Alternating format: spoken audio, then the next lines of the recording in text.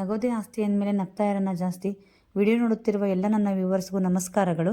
ಹಾಗೆ ಸ್ವೀಟ್ ತಿಂದು ಸ್ವೀಟ್ ಆಗಿರೋಣ ಅಂತಂದೇಳಿ ನಾನು ಇವತ್ತೊಂದು ಸ್ವೀಟ್ ರೆಸಿಪಿ ಮಾಡ್ತಿದ್ದೀನಿ. ಅದೇನಂತಂದರೆ ಜಾಮೂನು. ನಾನು ಸುಮಾರಾಗಿ ಖಾರದ ಐಟಮೇ ತೋರಿಸಿದೆ, ಜಾಸ್ತಿ ಸ್ವೀಟ್ ಐಟಮ್ ತೋರಿಸಿರಲಿಲ್ಲ. ಅದಕ್ಕೆ ನಿಮ್ಮ ಜೊತೆ ಶೇರ್ ಮಾಡೋಣ ಅಂತಂದೇಳಿ ಮಾಡ್ತಾಯಿದ್ದೀನಿ. ದೀಪಾವಳಿ ಸ್ವೀಟು, ದಸರಾ ಸ್ವೀಟು ಅದೆಲ್ಲ ಮುಗಿದ್ಮೇಲೆ ನಮಗೆ ಮತ್ತೆ ಸ್ವೀಟ್ ಬೇಕು ಅನಿಸಿತ್ತು. ಅದಕ್ಕೆ ಜಾಮೂನು ಮಾಡೋಣ ಅಂತಂದೇಳಿ ಜಾಮೂನು ಮಾಡಿದೆ. ಒಂದು ಪಾತ್ರೆ ಹಿಡ್ಕೊಂಬಿಟ್ಟು ಆ ಪಾತ್ರೆಗೆ ಒಂದು ಗ್ಲಾಸು ಮೀಡಿಯಮ್ ಗ್ಲಾಸು ಸಕ್ಕರೆ ಹಾಕ್ಕೊಂಡು, ಅದೇ ಗ್ಲಾಸಲ್ಲಿ ಒಂದು ಗ್ಲಾಸು ನಾನು ನೀರು ಹಾಕ್ಕೊಂಡಿದ್ದೀನಿ. ಇದು ನಾನು ತೋರಿಸಿದೆನಲ್ಲ ಆ ಗ್ಲಾಸಲ್ಲಿ ಒಂದು ಗ್ಲಾಸ್ ನೀರು, ಒಂದು ಗ್ಲಾಸ್ ಸಕ್ಕರೆ ಹಾಕ್ಕೊಂಡು ಇದನ್ನು ಚೆನ್ನಾಗಿ ಕರಗಿಸೋಕ್ಕೆ ಇಡ್ತೀನಿ ನಾನು. ಈಗ ಒಂದು 2 ಸಲ ಈ ಥರ ಒಂದು ಸ್ಪೂನ್ ತಗೊಂಡು ಕೈ ಆಡಿದ್ರೆ ಸ್ವಲ್ಪ ಮೀಡಿಯಮ್ಮಾಗಿ ಗ್ಯಾಸ್ ಫ್ಲೇಮ್ ಇಟ್ಟರೆ ಅದು ಕರಗುತ್ತೆ.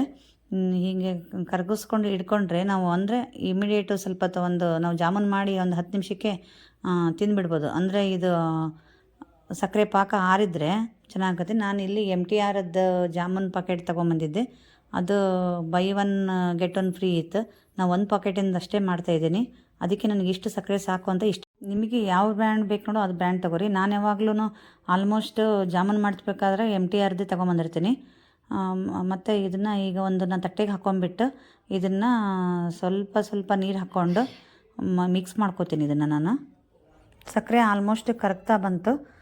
ಹಾಗೆ ಇದು ಒಂದೆಳೆ ಪಾಕ ಬೇಕು ಅಂತ ಮಾಡ್ತಾರೆ ಒಬ್ಬೊಬ್ಬರು. ನಾನು ಅದು ಕುದಿಯೋಷ್ಟೊತ್ತಿಗೆ ಒಂದೆಳೆ ಪಾಕ ಬಂದಿರುತ್ತೆ, ಸಕ್ಕರೆ ಕರಗೋ ಅಷ್ಟೊತ್ತಿಗೆ. ಅದಕ್ಕೆ ನಾನು ಪಾಕ ಏನು ನೋಡಲ್ಲ.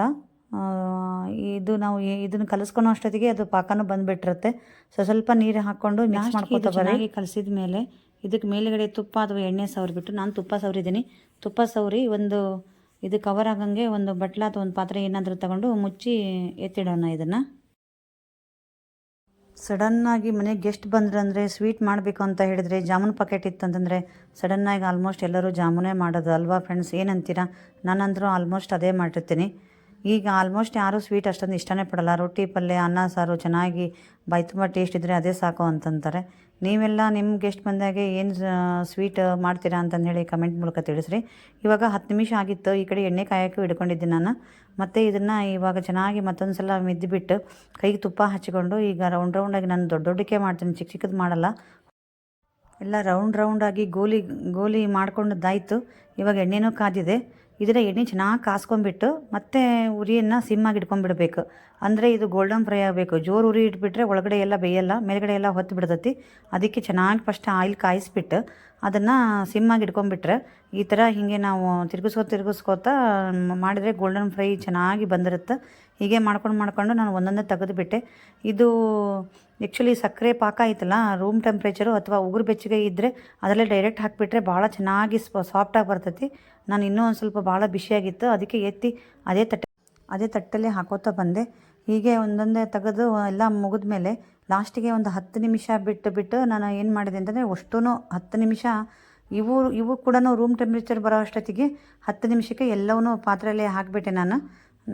ಮತ್ತು ಪರಿಮಳಕ್ಕಾಗಿ ನಾನು ಸಕ್ಕರೆ ಪಾಕದಲ್ಲಿ ಏಲಕ್ಕಿ ಮತ್ತು ಶುಂಠಿ ಪೌಡ್ರನ್ನೂ ಹಾಕಿದ್ದೆ. ನಾನು ಅದು ಸ್ಕಿಪ್ ಆಗಿದೆ ವಿಡಿಯೋದಲ್ಲಿ.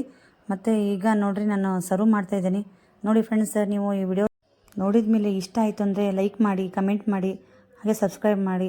ನಿಮ್ಮ ಫ್ರೆಂಡ್ಸಿಗೆ ಯಾರಿಗಾದ್ರೂ ಬ್ಯಾಚುಲರ್ಸ್ ಇದ್ದರೆ ಅವ್ರಿಗೆ ಶೇರ್ ಮಾಡಿ ಜಾಮೂನು ಮಾಡ್ಕೊಳ್ಳೋದು ಹೇಗೆ ಅಂತಂದು ಹೇಳಿ. ಅಲ್ಲಿವರೆಗೂ ನೆಕ್ಸ್ಟ್ ರೆಸಿಪಿಯೊಂದಿಗೆ ನಾನು ಸಿಗ್ತೀನಿ ಫ್ರೆಂಡ್ಸ್. ಬಾಯ್.